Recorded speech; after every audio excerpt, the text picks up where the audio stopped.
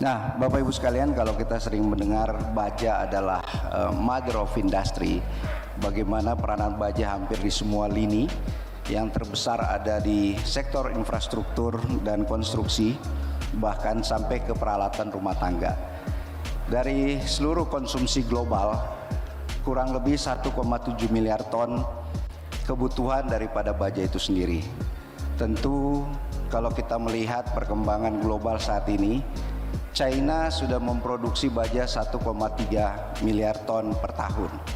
Jadi compare dengan kebutuhan global, China ini sudah mensuplai baja hampir 60% baja dunia. Sehingga sering kita ditanya, kenapa competitiveness daripada Krakatau Steel tidak bisa sama atau bahkan lebih murah daripada baja China? Karena memang situasinya tidak apple to apple. Produksi baja nasional hanya kurang daripada 18 juta ton per tahun. Sedangkan tadi saya sebutkan China sudah mencapai 1,3 miliar ton setahun. Ya, ini sangat pincang dan juga sayangnya utilisasi daripada pabrik baja nasional kita tidak lebih daripada 60%.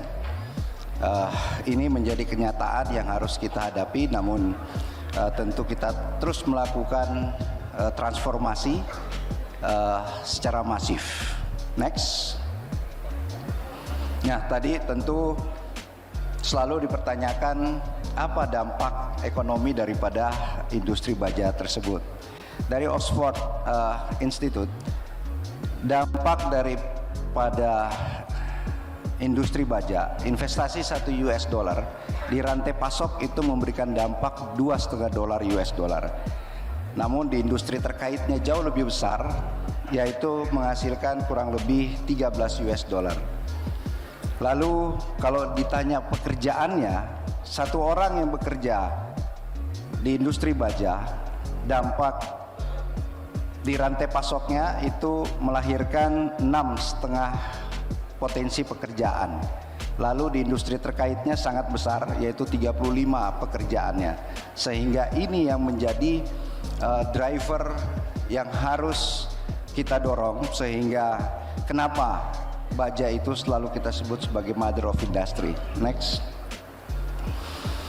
Nah, tentu kita lihat juga minat daripada investasi, khususnya investasi dari luar negeri. Baja ini masih menjadi memiliki daya tarik yang tinggi.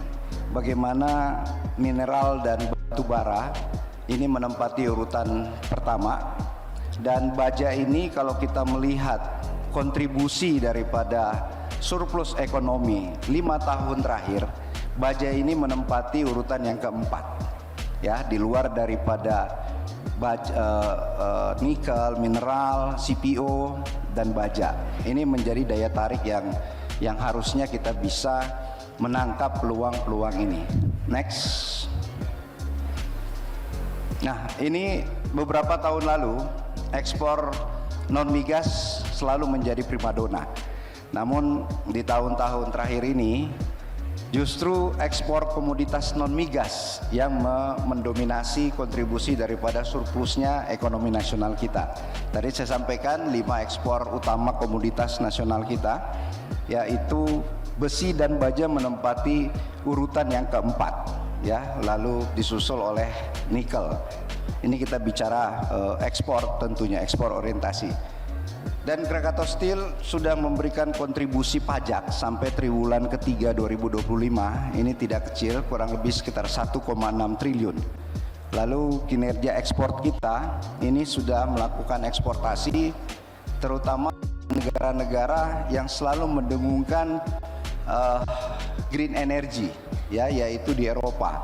Kami sudah melakukan eksportasi hot roll coil kurang lebih 11.000 ton 600, lalu disusul ke Eropa juga, yaitu kurang lebih 71.000 ton bulan lalu. Dan harusnya bulan depan kami akan mengekspor kembali 50.000 ton CRC ke Eropa juga. Terima kasih. Jangan malu-malu kalau mau tepuk tangan. Next.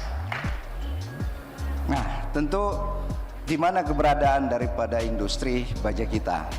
program PSN Bapak Presiden, ketahanan energi, ketahanan pangan, serta ketahanan teritorial.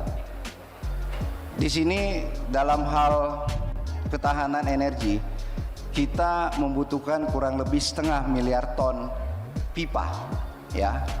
Dan alhamdulillah perusahaan Bakri Pipe juga berkolaborasi dengan Krakatau Steel. Terima kasih Pak Anin.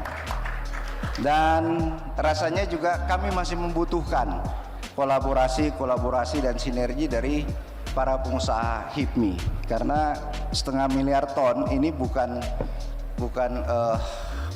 jumlah yang kecil. Lalu dari sisi ketahanan pangan, kami juga ditugasi untuk membangun kapal nelayan.